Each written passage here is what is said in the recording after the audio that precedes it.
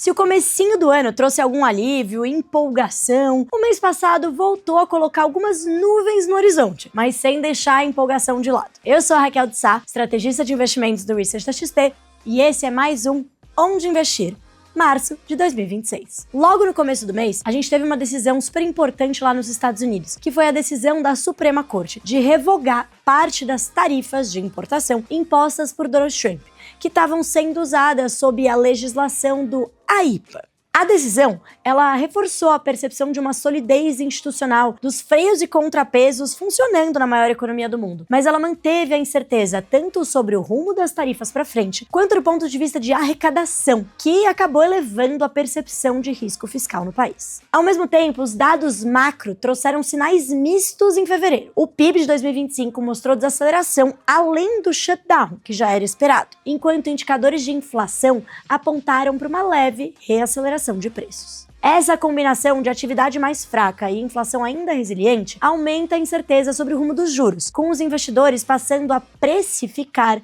menos cortes de juros nesse ano. Diante desse cenário macroeconômico um pouquinho mais desfavorável, principalmente nos Estados Unidos, em relação ao mês anterior, o principal tema para os mercados continuou sendo o quê? A rotação global. O MSCI Acqui, o índice de ações globais, ele subiu 1,2% no mês, mas o destaque ficou mais uma vez para os emergentes, que subiram 5,4%. A gente vê esse movimento de rotação, nesse momento, ocorrendo em três principais frentes. A primeira, a frente setorial, com a migração de investidores para setores menos expostos a disrupções potenciais vindas de inteligência artificial. Segundo é o de fatores, fator crescimento para o fator valor. E aí, o regional, que é aquilo que a gente já estava observando nos últimos meses, de sair dos Estados Unidos e do dólar. E o Brasil seguiu mais uma vez como um dos principais beneficiados dessa dinâmica. O real se valorizou 2,4% frente ao dólar. O Ibovespa subiu 4,1%, renovando máximas históricas e acumulando alta expressiva no ano até o fim do mês. Dito isso, março começou num tom mais cauteloso. A escalada do conflito no Oriente Médio e o fechamento do Estreito de Hormuz elevaram a aversão ao risco e reacenderam preocupações inflacionárias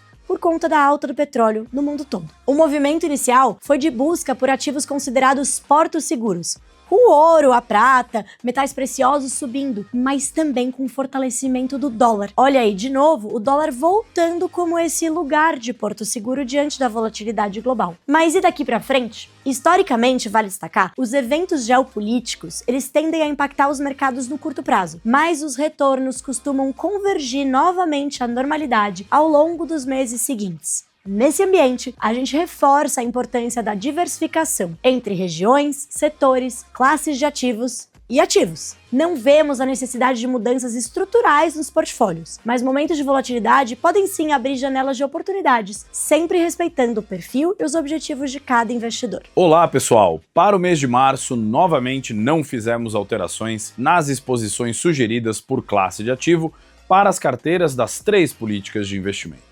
Acreditamos que os pequenos movimentos relativos dos prêmios de riscos dentro das classes de ativos desse início de ano ainda mantêm a adequação dos portfólios atuais, que evitam a dependência de fatores únicos para gerar retornos e foca no benefício da diversificação para obtenção do perfil de risco e retorno desejado para cada política. E mesmo sem mudanças formais nas alocações, algumas classes merecem destaque porque ajudam a explicar como estamos enxergando o cenário e onde vemos as melhores oportunidades e os principais cuidados a serem tomados. A inflação vem se acomodando gradualmente dentro da banda superior da meta do Banco Central, e esse comportamento mais benigno reforça a possibilidade de um fechamento adicional da curva de juros nominal nos próximos trimestres, justamente o ambiente em que os pré-fixados tendem a entregar mais valor. O risco fiscal segue presente, especialmente nos vértices mais longos. Mas o balanço entre oportunidade e risco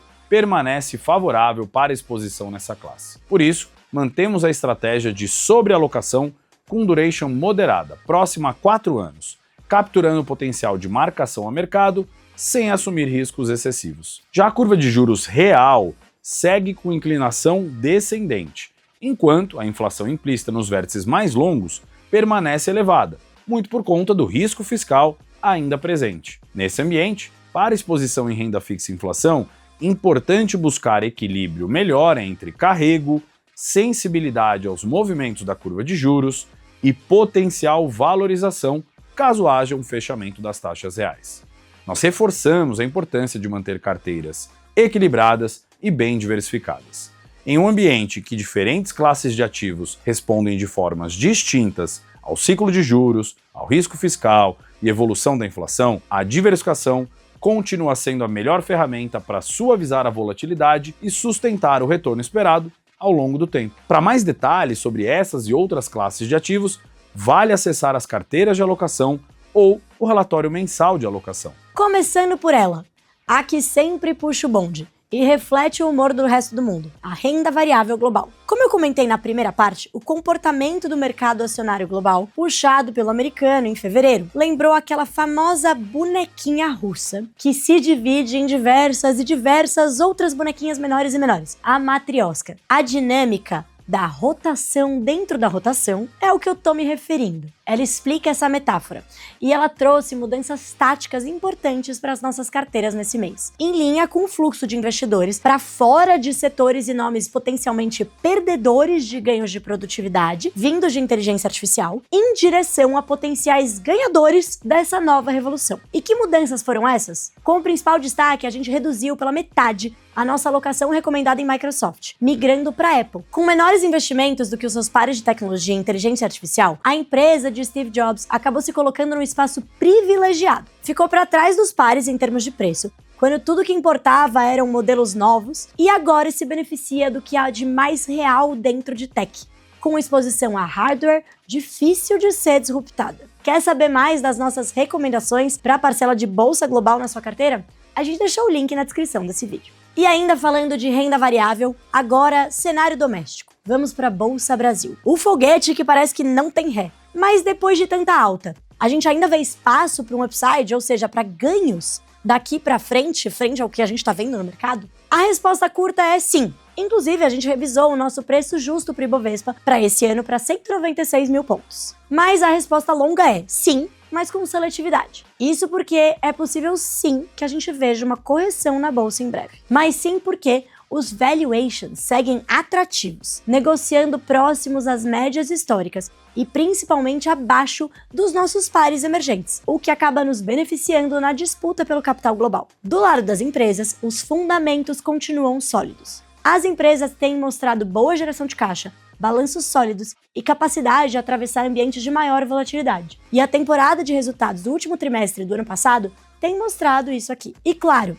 os juros devem começar a cair muito em breve. Mas e a seletividade? Ela vem como? Com empresas de alta qualidade e boa geração de caixa, complementadas por empresas de commodities e cíclicas domésticas capazes de capturar a melhora do ciclo econômico que eu comentei que deve acontecer e o efeito dos cortes de juros esperados. E como sempre, para conferir todas as nossas recomendações para a Bolsa Brasileira, é só conferir aqui no link da descrição desse vídeo. E por último, mas não menos importante, renda fixa brasileira. Como a gente falou por aqui no mês passado, a gente aumentou a duration recomendada para a exposição em títulos pré-fixados nas nossas carteiras de alocação. Ou seja, a gente passou a ver uma melhor relação entre risco e retorno em títulos com vencimento médio um pouquinho mais longo para esse indexador. Isso porque a gente está vendo um ambiente de inflação mais comportada, de postura cautelosa e dura do Banco Central e de início de queda de juros adiante, mesmo com essa postura cautelosa. E isso pode se traduzir em ganhos para a classe, principalmente se o Banco Central conseguir cortar os juros além do que está hoje no preço do mercado. Por isso, o destaque da nossa carteira desse mês